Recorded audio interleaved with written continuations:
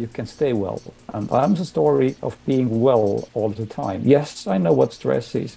Yes, I know that you still face very huge and very big challenges. I've been entrepreneur all of my life. I've seen basically every kind of challenge there is, but I've never hit rock bottom. And it has always been a conscious choice.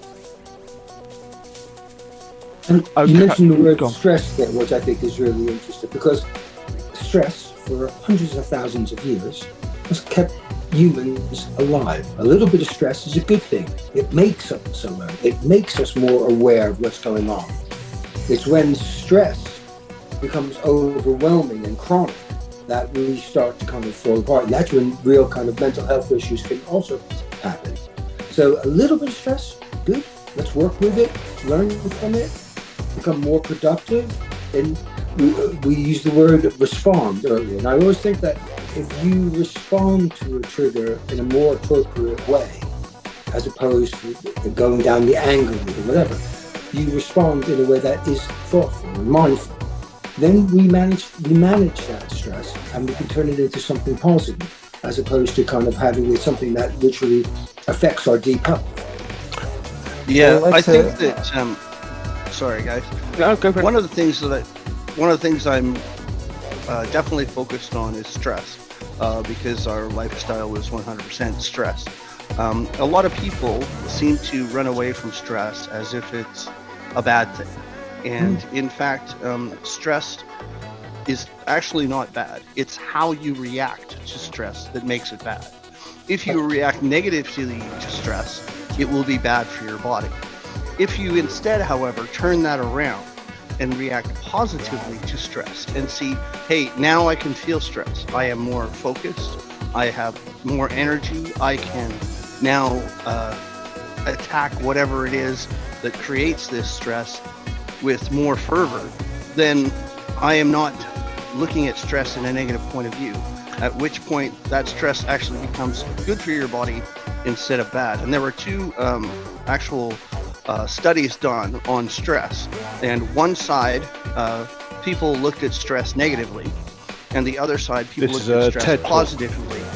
Yeah, and if you were to look at that stress positively, then your body actually doesn't process it the same way.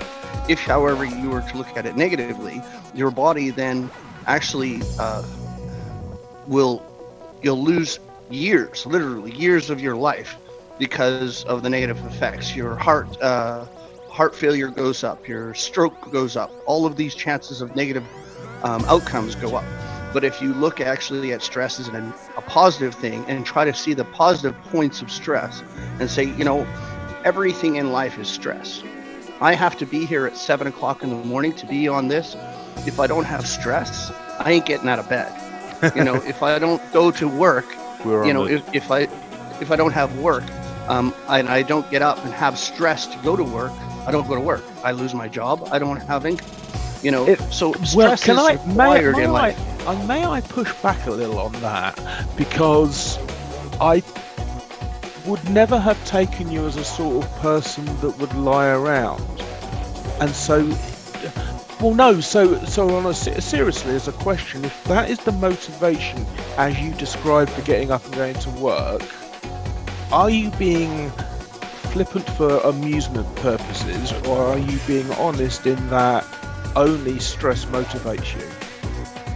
I think stress motivates everybody, and it's not just me. I think you can't have stress.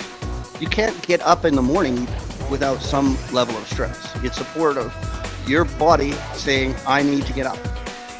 That stress is the stress that you put on yourself, not necessarily what the world puts on you, but you can put stress on yourself just as much as anybody else can put stress on you. I would actually like to challenge that thought. Basically, yes, please do. I totally agree with Chris and Bob in a sense that you need stress when you are on autopilot mode or subconscious mode. We actually have two modes to operate. One is autopilot mode, which is based on reactivity. It's basically how the military works. You train in reactions. Those reactions have to be automatic and fast. There is no need to use your own head for thinking.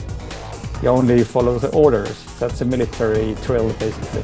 They're not interested you to make a conscious choices, and they're interested to make you basically a fire robot who fights well whatever needs to be fought with.